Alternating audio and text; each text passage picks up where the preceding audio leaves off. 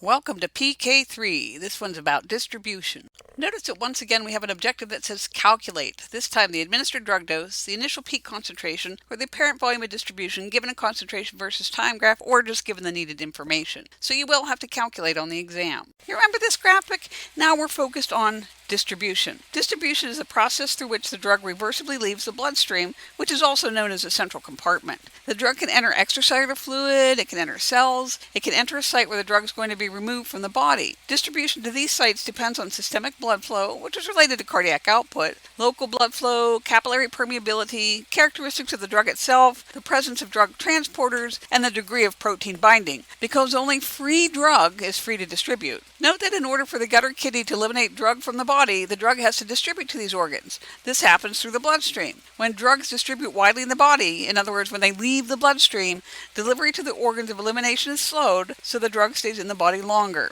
A large volume of distribution generally means that the drug stays in the body longer.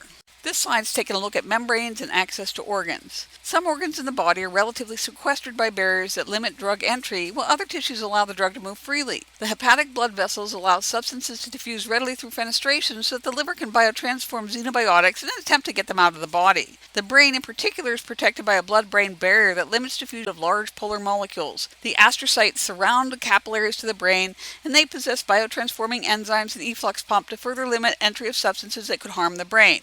Small lipophilic molecules can usually diffuse into the brain. Say that twice because ding ding, it's important. Small lipophilic molecules can usually diffuse into the brain. The placenta serves a similar function to protect the fetus. Capillaries and the glomerular membranes allow both polar and nonpolar molecules of moderate size to pass freely into the filtrate that's going to become urine. The cells that comprise the renal tubules are non-porous. This is going to trap all but the most lipophilic substances outside the body in the filtrate. It's of note that cells of the nephron are also symbolically active. They have active transporters and facilitated carriers that allow for secretion or reabsorption of various substances. Once a medication accesses the bloodstream, it begins to distribute throughout the body.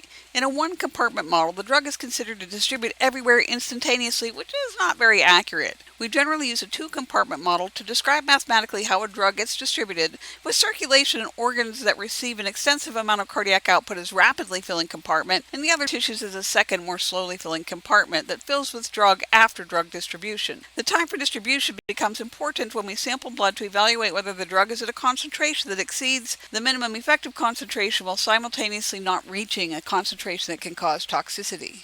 In physiology, you learn about body fluid compartments. Fluid in the body has a natural pattern of distribution. In healthy adult males, we cite the 60-40-20 rule, which means that 60% of the total body weight is fluid. 40% of the total body weight is intracellular fluid, while 20% is extracellular fluid. Plasma is about 20% of the extracellular fluid, or about 5% of total body weight. Volume of distribution is an important but sometimes difficult to understand concept. Volume of distribution has units of volume. We can calculate a theoretic volume of distribution by dividing the dose of the drug given by the peak concentration, Cmax, at steady state. We'll talk more about steady state soon. When we divide a dose in milligrams by concentration in milligrams per milliliter, we end up with an answer that's in milliliters. It's a volume of distribution. It's actually a little bit more complicated since the initial Cmax is pre-distribution, but for our purposes, the difference isn't significant. This slide shows two models of drug distribution, with the left side illustration from the text also showing elimination of the drug from the body. At right, it's a simple model to show volume of distribution. At top right, we see a drug with a small volume of distribution that's staying in the bloodstream, so the drug is concentrated in the blood. Remember, blood is where we sample to measure drug levels. At the bottom right, a drug with a large volume of distribution distributes throughout the body. There's a low concentration left in the blood since the drugs left the blood to enter the body.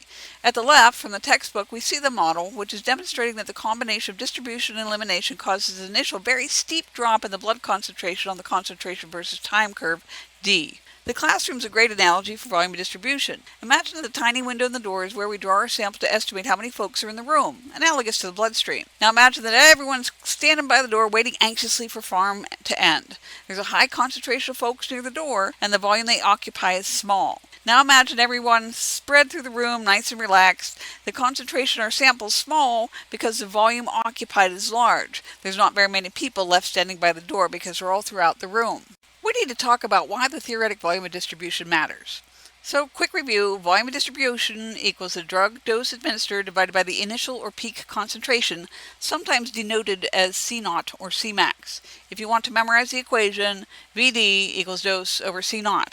I prefer to use factor labeling and dimensional analysis to cross out the units until I end up with the ones that I want. So let's walk through an example. We want to know how many milligrams of gorillacillin needed to achieve a target peak blood level of 1 milligram per milliliter.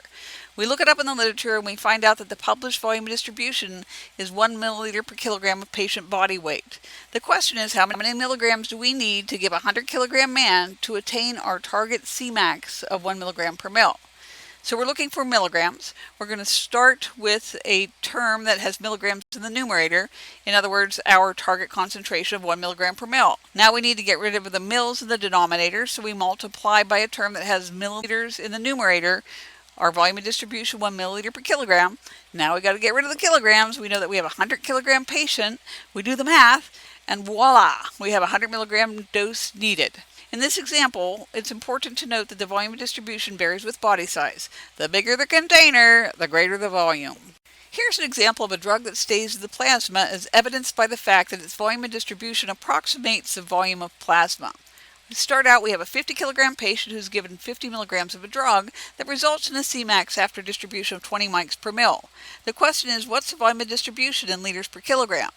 We're going to start out looking for liters in the numerator, kilograms in the denominator.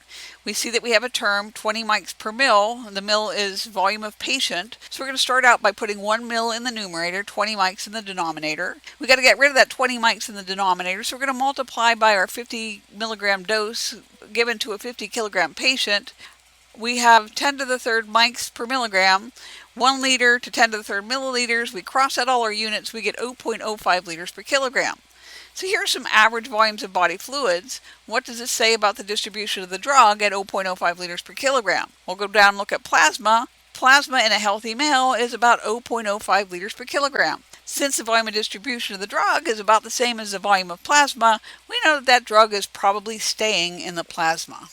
Plasma protein binding can be important, particularly with lipid-soluble drugs that need a carrier to remain in solution in the watery environment of the blood. So as a reminder, plasma proteins are in the plasma. Drugs bound to plasma proteins, therefore, are also in the plasma. Only free drug is free to distribute. Only free drug is free to act. Only free drug is free to be metabolized. And only free drug is free to be eliminated. When we send a sample to the lab usually measures both free and bound drug. Bilirubin is an example of an endogenous lipid-soluble substance that's bound to albumin. Bilirubin is a breakdown product of hemoglobin. Albumin is not the only protein available for binding. Note that the lipophilic hormones such as cortisol, testosterone, estrogen, thyroid hormone all require a carrier to solubilize them in the watery world of our circulation. This graphic demonstrates the impact of plasma protein binding on volume of distribution. When we look at the graph at the left, we see on the y-axis volume of distribution, blood in liters. On the x-axis, the fraction unbound. And it shows that as the fraction of unbound drug increases for sufficiently lipophilic drugs, the volume of distribution also increases. So here's a question. What happens to serum or plasma concentration as volume of distribution increases? Well, the concentration in circulation is going to decrease as the drug leaves the blood or plasma to go elsewhere in the body. In example 1, we see a drug with a small volume of distribution approximating plasma. The Cmax is 20 mics per mil. In example 2, we have a drug that distributes widely in the body with a volume distribution much greater than the total body water at 10 liters per kilogram. The resultant Cmax is very low at 0.1 mic per mil since the drug is no longer in the bloodstream where we sample it.